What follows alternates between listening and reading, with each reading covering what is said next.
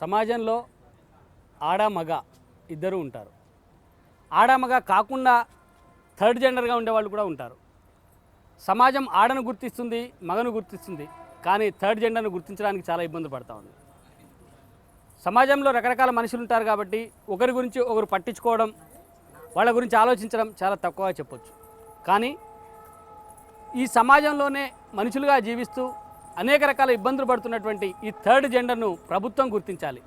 కానీ ప్రభుత్వం కూడా ఇప్పుడు వాళ్ళని గుర్తించడానికి సిద్ధంగా లేదనిపిస్తుంది.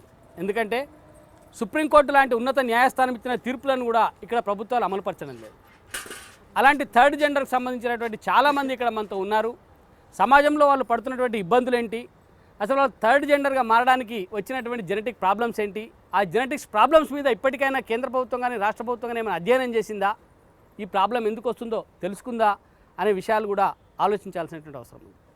ప్రస్తుతం గతంలో అయితే వీళ్ళు కేవలం అడుక్కోవడానికి మాత్రమే పరిమితమై ఉండేవారు. కానీ ప్రస్తుతం మారుతున్నటువంటి సమాజంలో కాలానికి అనుగుణంగా వాళ్ళు కూడా మారారు, ఉన్నత విద్యను అభ్యసించారు. చాలామంది ప్రభుత్వ ఉద్యోగులుగా, ప్రైవేట్ ఉద్యోగులుగా, ఇతర అనేక రకాల వృత్తుల్లో నిమగ్నమైపోయారు.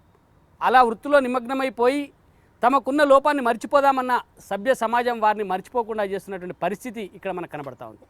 మరి వాళ్ళు ఈ సమాజంలో వాళ్ళు పడుతున్నటువంటి ఇబ్బందులు ఏంటి, చదువుకు తగ్గ ఉద్యోగం వారికి మనకు లభిస్తుందా, సుప్రీంకోర్టు ఇచ్చినటువంటి ఆదేశాల మేరకు ఈ ప్రభుత్వాలు వాళ్లకు రిజర్వేషన్లు ఏమైనా కల్పిస్తున్నాయా, ఈ ప్రశ్నలాంటికి సమాధానం చెప్పడం కోసమే వాళ్ళందరూ మనతో ఉన్నారు. వాళ్ళందరినీ అడిగి వారికి ఉన్నటువంటి ఇబ్బందులు ఏంటి, వాటి పరిష్కార మార్గాలు ఏంటో మనం ఇప్పుడు తెలుసుకుందాం.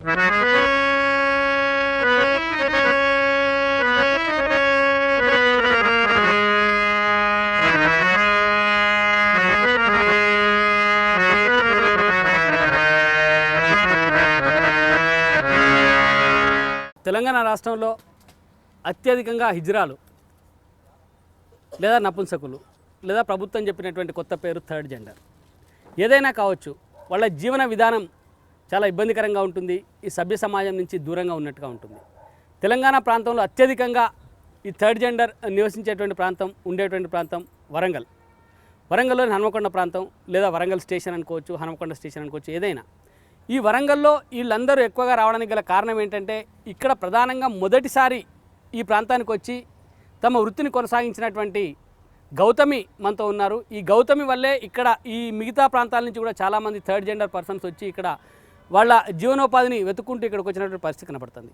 మరి గౌతమి ఇక్కడికి ఎప్పుడు వచ్చింది, ఆమె పరిస్థితి ఏంటి, ఇక్కడ ఆమె ఎదుర్కొన్నటువంటి ఇబ్బందులు ఏంటో కూడా ఒకసారి ఆమెను అడిగి తెలుసుకుందాం. అమ్మ నమస్తే అమ్మ. అండ్ మీరు ప్రధానంగా ఎప్పుడు వచ్చింది ఇక్కడికి? నేను 1998లో ఇక్కడికి వచ్చాను సార్. 98లో అంటే ఎక్కడి నుంచి వచ్చిండ్రు? అంతకుముందు నేను బొంబాయిలో 4 ఏళ్ళు ఉన్నా, ఢిల్లీలో 8 సంవత్సరాలు ఉన్నా. అక్కడ ఉన్న పరిస్థితులు ఏంటంటే అక్కడ వరకే హిందీ రావడం, అక్కడనే హిందీ కల్చర్ తోటి బ్రతకడం, అక్కడ కొన్ని కష్టాలు పడ్డాను. ఎవరితోటైనా బయట నుంచి బాధలు, హిందీ రాకనో లేకపోతే అక్కడ ఆడుకోవడం ఇబ్బంది అక్కడ అంటే అక్కడ మామూలుగా అయితే నేను పోయే వృత్తి అయితే సెక్స్ సివిల్గా వెళ్ళిపోయేది సార్. నేను సెక్స్ దాని మీదనే వెళ్ళిపోయి అక్కడనే దంద చేసుకుని బ్రతికేదాన్ని. ఉన్నప్పుడు కొంతమంది పిల్లలు అక్కడ కూడా మన వరంగల్ నుంచి తెలుగు వాళ్ళు చాలామంది అక్కడికి వచ్చిండ్రు.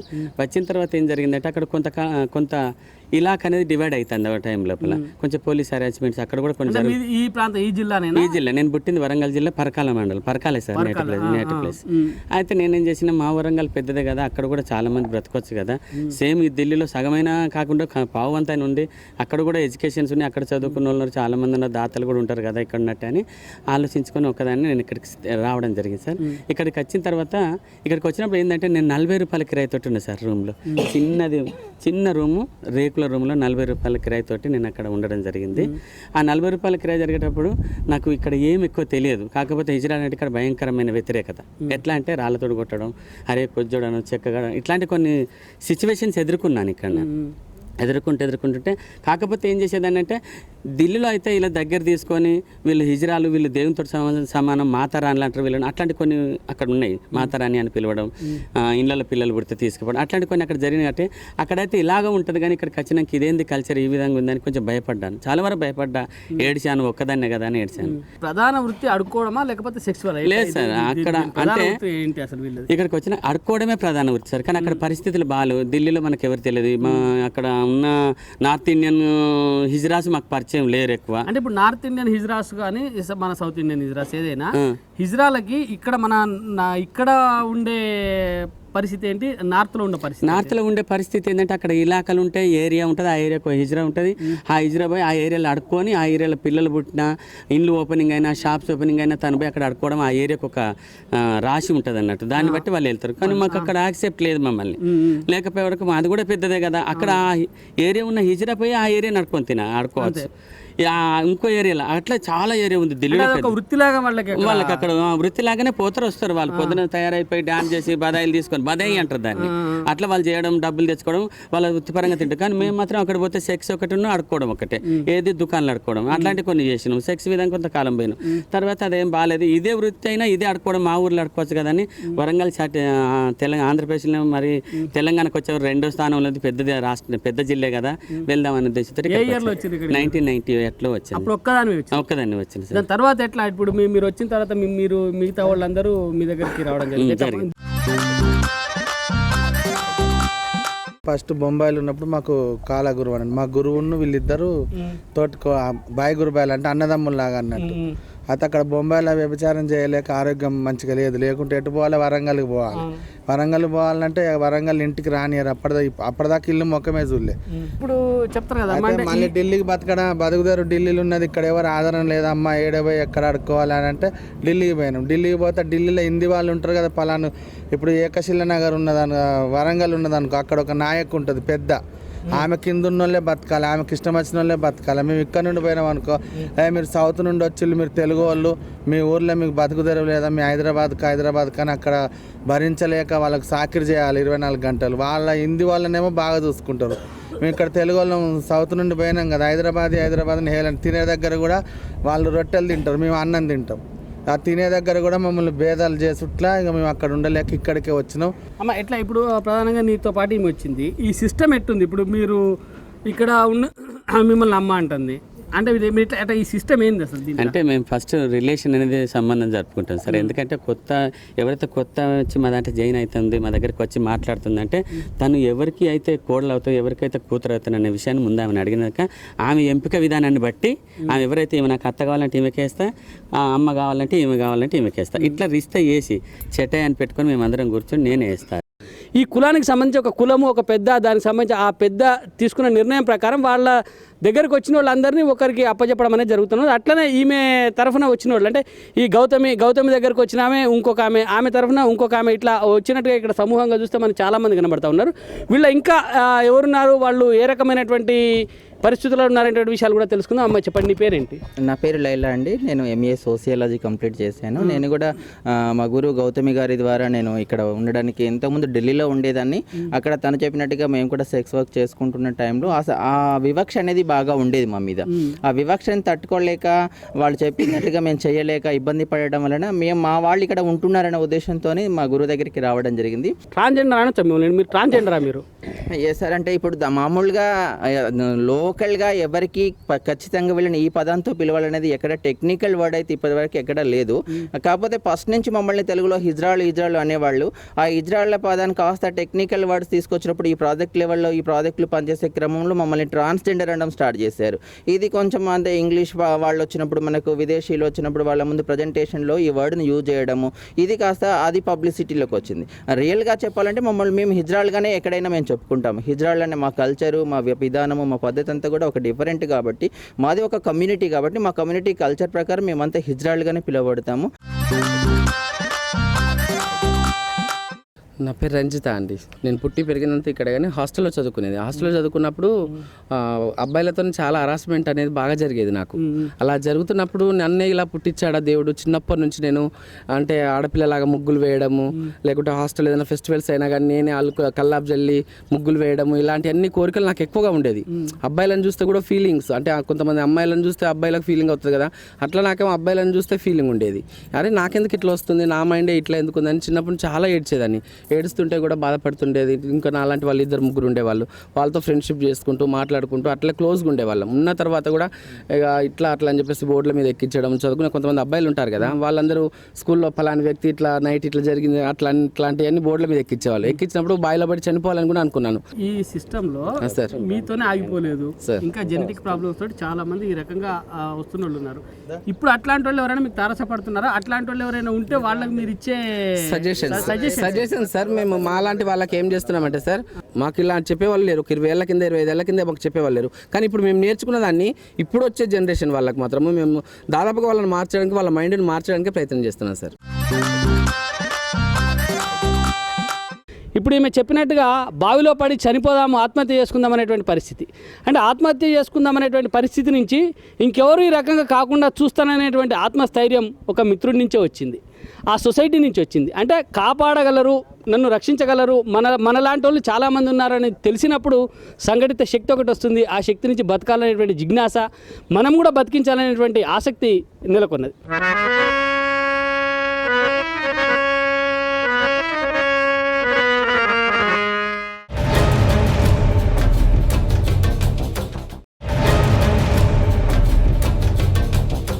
ఉన్నత విద్య చదివినటువంటి వాళ్ళు మనతో చాలామంది ఉన్నారు. వాళ్ళతో కూడా మాట్లాడదాం. వాళ్ళకు ఆ కాలేజీలో ఎదురైనటువంటి ఇబ్బంది ఏంటి, విద్య తర్వాత ఉద్యోగానికి పోతున్నప్పుడు జరుగుతున్నటువంటి ఇబ్బంది ఏంటో కూడా వాళ్ళని అడిగి ఒకసారి తెలుసుకుందాం.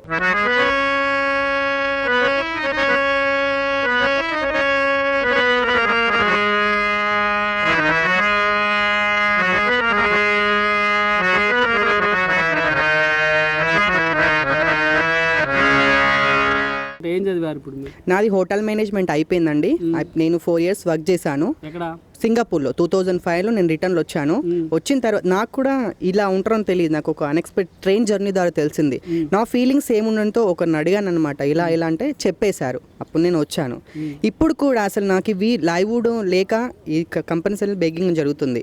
నాకు కూడా ఒక మంచి అవకాశం అయితే డెఫినెట్గా మా టాలెంట్ ఏదో ప్రూవ్ చేసుకుంటాను. మీ పేరెంట్స్ దగ్గరికి పోవాలని కానీ వాళ్ళు మీతో లేదండి. పేరెంట్స్ ఏ రోజు కూడా ఎప్పుడో ఒకసారి ఇంటికి వెళ్ళినప్పుడు ఎంతో ఇంత మేము మనీ ఇచ్చేంత మా ప్రేమకు మేము యాక్చువల్లీ అందరి అన్న తమ్ముళ్ళు ఏంటంటే ఒకలా ఉంటారు, కానీ మేము ప్రేమను కొనుక్కోవడం జరుగుతుంది.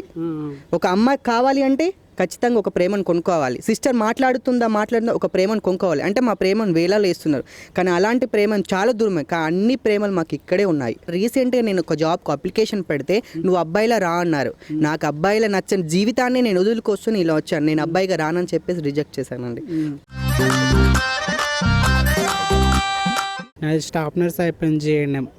నేను ఎక్కడ చదివానంటే హైదరాబాద్ సికింద్రాబాద్లో చదివాను, గాంధీ మెడికల్ కాలేజ్లో. నా ఎక్స్పీరియన్స్ కరీంనగర్ చిలమడైన సాయంలో చేశాను. నేను జాబ్కి వెళ్తుంటే అబ్బాయిలు ఏమనే వాళ్ళంటే డ్యూటీ పర్పస్లో ఆపరెన్స్ చెక్క అని నన్ను చాలా కామెంట్ చేశారు. అయినప్పటికి కూడా ఏ పోనీ అని నేను డ్యూటీ చేశాను. అయినప్పటికి కూడా అసలు నన్ను ఆఫర్ అని ఇగ్గడము, నన్ను కొట్టడము, వేధింపులు పెట్టారు డ్యూటీ పర్పస్లో కూడా. అలా చేస్తారండి. ఇప్పుడు మరి మీ అమ్మ నాన్న వాళ్ళు ఏమైనా మిమ్మల్ని పిలవడం కానీ మాట్లాడడం కానీ అట్లా పోయినప్పుడు ఆదరించడం కానీ? అక్కడ పిలవడానికి వాళ్ళు రమ్మంటున్నారు, కానీ నువ్వు అలా రాకు, బాయ్స్ లాగా రా, అలా అంటే ఎలా వెళ్తాం? అక్కడికి వెళ్ళలేని స్థితిలో ఉన్నాం కదా. అలా నేను రాను, ఇలాగనే వస్తుంటే మొన్న వెళ్ళాను. వెళ్తే బాగానే చూసుకున్నారు. మళ్ళీ ఇంట్లోకి వెళ్ళి బయటికి వెళ్ళనివ్వలేదు. మళ్ళీ మా వదిన వచ్చి ఏమన్నదంటే, మాకు షేమ్ అనిపిస్తుంది కులంలో, ఎలా ఉంటుంది, నువ్వు ఇలా రావద్దు, ఇంటికి మొత్తానికి రావద్దు అని చెప్పింది ఆమె. నేను చాలా ఏడ్చుకుంటూ వచ్చాను. నేను బీటెక్ కంప్లీట్ చేశానండి 2006లో. నేను బీటెక్ 4 years కోర్స్ కదండి. 2006లో నేను అక్కడ జాయినింగ్ అయ్యానండి. సో నాతో పాటు క్లాస్లో 35 members ఉండేది. చాలామంది అలా ఉండగా నా తోటి విద్యార్థులే నన్ను హేళన చేసేవాళ్ళు. నువ్వేంట్రా ఆడవాళ్ళలాగా మాట్లాడతావు, నువ్వు అలా ఇలా తిప్పుకుంటా నడుస్తావేంటి, లంచ్ బాక్స్ కూడా అబ్బాయిలు తిన్నట్టు తినవేంటి, ఇంతే తెచ్చుకుంటావేంటి అని నన్ను చాలా విధాల హరాస్మెంట్ చేసేవాళ్ళు. సో అలాగే అదే 35 members ఉన్న క్లాస్లో ఒక ఫ్యాకల్టీ తను మాకు MA చెప్పేవారు. మ్యాథమెటిక్స్ A అని ఒక సబ్జెక్ట్ ఉండేది.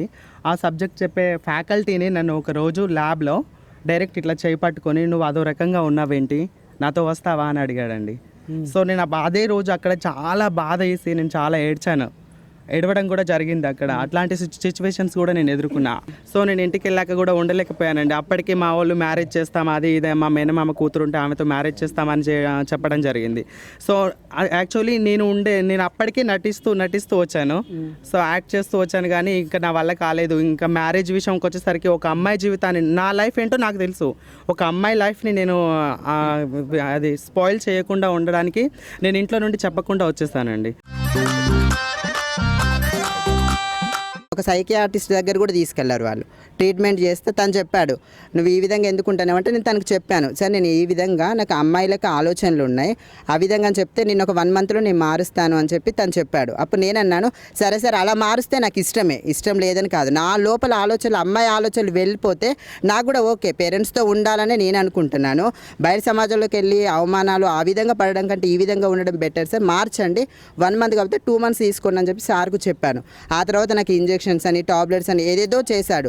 నేను తను చెప్పే టైంకు అవన్నీ కూడా యూజ్ చేశాను. మళ్ళీ 1 month తర్వాత రిటర్న్ సార్ నాకు కాల్ చేసి, అమ్మ నిన్ను మార్చలేను, అసలు అది నేను ఏదో అనుకున్నాను కానీ అది నా వల్ల కాలేకపోయింది, అంటే నీలో వచ్చిన అది తప్ప అది ఎవరో చేసిన అది కాదు అని చెప్పి తను చెప్పాడు. పేరెంట్స్ దగ్గరికి వెళ్తారా ఇప్పుడు? మా పేరెంట్స్ కొంచెం అంటే they people are educated, so they people accept me. అని ఇప్పుడు వెళ్తాను కానీ బయటికి వెళ్ళనివ్వరు, ఇంట్లోనే చాటు మాటుగా వెళ్తాను, ఇంట్లోనే ఉండనిస్తారు. సో మా ఇంటికి ఎవరైనా వస్తే కథం నేను ఉన్న రూమ్కి డోర్ వేసేస్తారు. ఎంత రానిచ్చినా మాత్రం చాటు మాటుగా రానిస్తారు, సమాజానికి తెలియకూడదు అట్లా.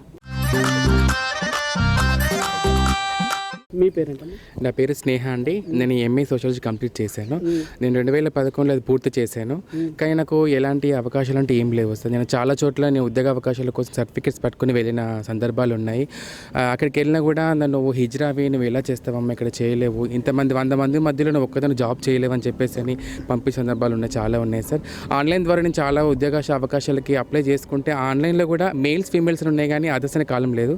దీనికి కాలం ఒప్పుకోవట్లేదమ్మా అని చెప్పేసి అందరం. ఫంక్షన్స్ అవి అయితే మిమ్మల్ని పిలవరు సార్ మమ్మల్ని. అవి మానేసి 5 సంవత్సరాలు మాలో మేము కుమిలిపోతున్నాం. అలాంటి ఫంక్షన్స్కి టీవీలలో కానీ పక్కింట్లో ఏదైనా ఫంక్షన్ అయినా కూడా మాకు మా ఫ్యామిలీ వాళ్ళు గుర్తొచ్చిన మాలో మేము రగిలిపోతుంటాం. ఎందుకు మాకు ఇవి బాధ, మాకు ఎందుకు ఇలాంటి వివక్షత మాకు వచ్చింది, మేమేం తప్పు చేస్తాం, మాకు మా అక్కల పక్కన, మా అన్నల పక్కన, మా అన్న పిల్లల పక్కన కూర్చోని చెప్పి చాలా బాధ అనిపిస్తుంది. కానీ అలాంటి సందర్భాలు మాకు రావాలంటే ఫస్ట్ సొసైటీ నుంచి గుర్తింపు కావాలి. పిల్లలు ఇప్పుడు మమ్మల్ని చూసి కనపడి దూరం జరిగిపోతూ ఉంటారు, మాకు చాలా బాధ అనిపిస్తుంది. మా అన్న పిల్లలే కానీ మా అక్క పిల్లలే కానీ మమ్మల్ని చూసి అదే చదువుకున్నప్పుడు ఇలాంటి వాళ్ళు ఉంటారు కదా అని అవగాహన వాళ్ళలో ఉంటుంది. కాబట్టి గవర్నమెంట్ వాళ్ళు కూడా తప్పకుండా బుక్స్లలో మా గురించి ఒక స్టోరీ అనేది తయారు చేయాలి, చేసి గవర్నమెంట్ మమ్మల్ని గుర్తించాలి. కేవలం మమ్మల్ని ఓటు హక్కు వినియోగ వరకే వినియోగించుకోకుండా ప్రభుత్వంలో వీళ్ళు మనుషులే. ఇప్పుడు రిజర్వేషన్ కోట అవకాశం కల్పిస్తున్నారండి. 30% వీళ్ళకి, అమ్మాయిలకి 70% అబ్బాయిలకైనా ఇస్తున్నారు. మరి మమ్మల్ని ఎక్కడ పెడుతున్నారు? ఓటుకు ఇప్పుడు హక్కు మాత్రం మాకు ఓటు వేయండి అమ్మా అని చెప్పేసి అన్నారు కానీ మమ్మల్ని మాత్రం గుర్తించట్లేదు. ఇది ప్రధానంగా ఇక్కడ మనం వీళ్ళ అందరినీ చూస్తే ఒకటే పరిస్థితి, అంటే ఉన్నత విద్యలు చదువుకున్నా కుటుంబ ఆదరణ లేదు, సమాజం ఆదరణ లేకపోవడం వల్ల వేరే గత్యంతరం లేక ఏదో సెక్స్ వర్కర్గా మారడమో లేదా రైళ్లలో లేదా ఇతర షాపులలో భిక్షాటన చేయడమో జరుగుతుంది. అంటే ఉపాధి అవకాశాలు కానీ కల్పిస్తే సమాజంలో కొంత మార్పు వచ్చి, అంటే ఇప్పటికీ సమాజంలో పూర్తిగా మార్పు రాకపోయినా కొద్దిగా మార్పు మొదలైందని చెప్పొచ్చు. మార్పు ఇంకా రావాలని ఆశిద్దాం.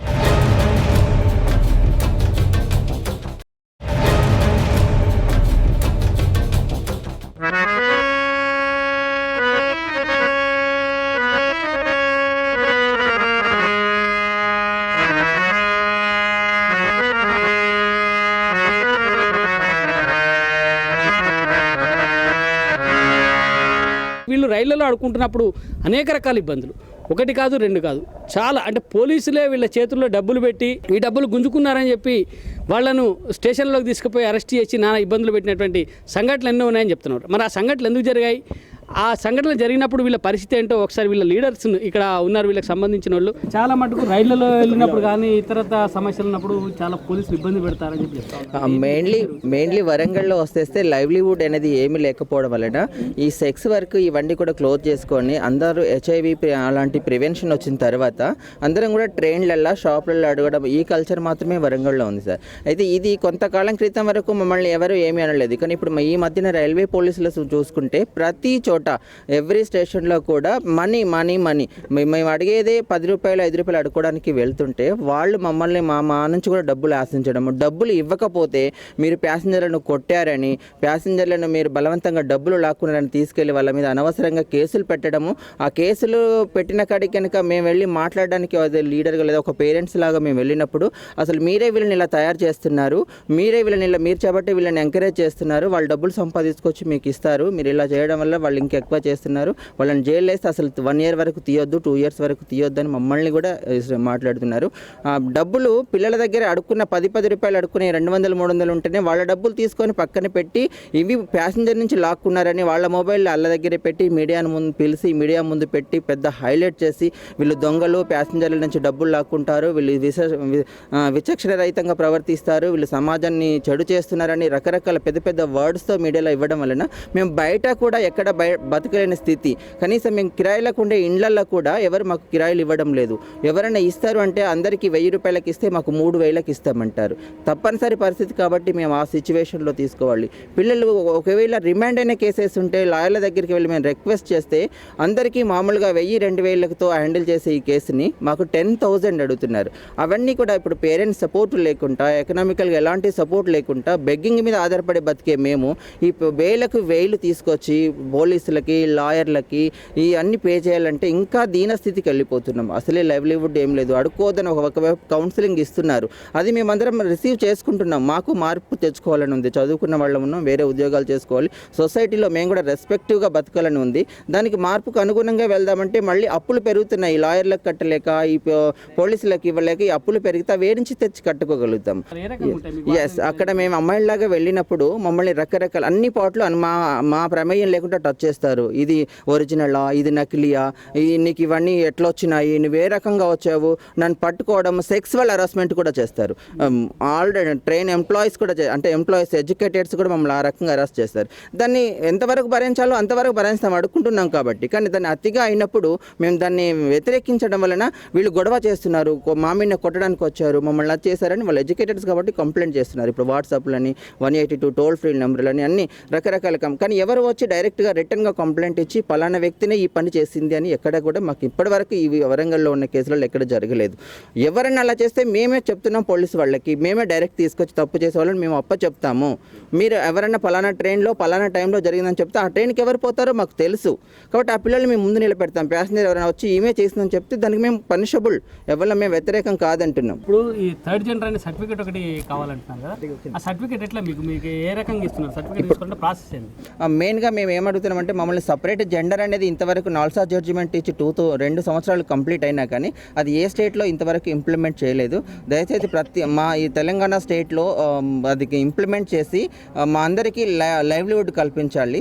దాంట్లో వచ్చేసి కమ్యూనిటీని ఐడెంటిఫై చేయడం కోసం స్పెషల్గా వెల్ఫేర్ బోర్డు అనేది ఒకటి కమ్యూనిటీ వాళ్ళతోనే ఫామ్ చేయాలి. అందులో డాక్టర్స్ ఉండాలి, లాయర్లు ఉండాలి, కమ్యూనిటీ ఉండాలి అనేది చెప్పారు. అది కనుక ఇంప్రూవ్మెంట్ చేసినట్టయితే నకిలీ హిజ్రాలను అనేది వేయడం జరుగుతుంది. నకిలీలతో వచ్చే సమస్యలు మాకు కూడా తగ్గిపోయే అవకాశం దొరుకుతుంది. ఈ విద్యా ఉద్యోగంలో కూడా రిజర్వేషన్ ఇవ్వాలని ఆ జడ్జిమెంట్లో ఉంది కాబట్టి అది ఖచ్చితంగా 2% అని అందులో యాడ్ చేయడం జరిగింది. అది కూడా ఇంప్లిమెంట్ చేయాలనేది మేము రిక్వెస్ట్ చేస్తున్నాము. మా కమ్యూనిటీ అందరికీ కూడా పింఛన్ ఫెసిలిటీస్ ఇవ్వాలి, అందరికీ కూడా ఆదరణ, ఎలాంటి లైవ్లీవుడ్ లేకుండా ఉన్న వాళ్ళము. వృద్ధాప్య పింఛను లేదు, అసలు ఏ రకమైన పింఛను కూడా మా గవర్నమెంట్ నుంచి ఇప్పటివరకు ఎలాంటి రేషన్ కార్డ్స్ ఉన్నాయి, ఆధార్ కార్డ్స్ ఉన్నాయి, ఓటర్ ఐడి కార్డ్స్ ఉన్నాయి. ఇవన్నిటిని కూడా చాలా కష్టపడి సంపాదించుకున్నాం కానీ అవి చూపించుకోవడానికి తప్పితే మాకు ఎక్కడ కూడా యూజ్ అవ్వడం అనేది ఇప్పటివరకు అయితే లేదు. కాబట్టి ఇప్పుడు ఏదో బీడీ కార్మికులకని, గీతా కార్మికులకని, సింగిల్ విమెన్ అని రకరకాల స్కీమ్లతో పింఛన్స్ ఇస్తున్న వాళ్ళు మమ్మల్ని కూడా, మేము ఎలాంటి జీవనోపాధి లేకుంటున్నాం కాబట్టి మమ్మల్ని కూడా పింఛన్ ఫెసిలిటీస్ ఇవ్వాలి. పేరెంట్స్ అనేది మమ్మల్ని ఎవరు కూడా సరిగా యాక్సెప్ట్ చేయట్లేరు కాబట్టి దాని గురించి అవేర్నెస్ క్యాంప్స్ కండక్ట్ చేయాలనేది నాల్సా జడ్జిమెంట్లో ఉంది. అది కూడా గవర్నమెంట్ తొందరగా ఇంప్లిమెంట్ చేయాలి. తెలంగాణ గవర్నమెంట్ చాలా వెనుకబడిన వర్గాలకు చాలా రకాల సపోర్ట్ చేస్తుంది కానీ అతి ముఖ్యమైన వాళ్ళు మేము ఉన్నాము. మమ్మల్ని ఐడెంటిఫై చేయాలి, మాకు ఖచ్చితంగా మా జీవనోపాధి అవకాశాలు కల్పించాలి. చూసాం కదా, 3rd జెండర్ ఈ సమాజంలో మగ ఆడ కాకుండా ఉన్నటువంటి వ్యక్తులు. వీళ్ళకి ప్రభుత్వం అంటే సుప్రీంకోర్టు 3rd జెండర్ అని గుర్తించాలని చెప్పి 2014లో తీర్పు ఇచ్చినా కూడా ఇప్పటికీ అది అమలు కావడం లేదు. మరి అటు కుటుంబ పరిస్థితులలో కుటుంబం బయటికి గెంటివేసింది, సమాజం బయటికి గెంటివేసింది. ఈ పరిస్థితులు ఆత్మహత్య చేసుకోవాలనే ఆలోచన తమకు కలిగిందని చెప్పి చాలామంది చెప్పారు. అంటే చదువుకున్నప్పుడేమో మెయిల్ పేరుతోటి చదువుకున్నారు, మరి తర్వాత క్రమంలో మేము మెయిల్ కాదు అని చెప్పి నిర్ధారణ అయింది, అటు ఫిమేలు కాదు. సర్టిఫికేట్ ఏమో మెయిల్ తోటి ఉండడం, ఉద్యోగానికి పోయినప్పుడు నువ్వు పురుషుడివి కదా ఈ రకంగా ఎందుకున్నావని చెప్పి అబ్జెక్షన్ చేయడం, ఈ రకంగా చదువుకున్న వాళ్ళు కూడా ఉద్యోగాలు దొరికేటువంటి అవకాశం లేదు. మరి ఈ పరిస్థితులలో ఇప్పటికే తెలంగాణ ఆంధ్రప్రదేశ్ రాష్ట్రాల్లో కలిపి సుమారు 30,000 మంది ఈ రకంగా ఉన్నట్టుగా లెక్కలు చెప్తా ఉన్నాయి. ఇప్పటికైనా ప్రభుత్వం వీరి పట్ల ఆలోచించి రాబోయేటువంటి రోజుల్లో ఏదైతే సుప్రీంకోర్టు ఇచ్చినటువంటి తీర్పు ప్రకారం థర్డ్ జెండర్గా వీరిని గుర్తించి వీరికి 2% రిజర్వేషన్లు కల్పించి సమాజంలో వీరికి ఒక రకమైనటువంటి గుర్తింపు ఇచ్చి వీరిని మరింత ఆదుకొని వీరికి అండగా నిలవాల్సినటువంటి అవసరం ఎంతైనా ఉంది. ఆ వైపున ప్రభుత్వం ఆలోచిస్తుందని, సమస్యను పరిష్కరిస్తుందని మనము ఆశిద్దాం.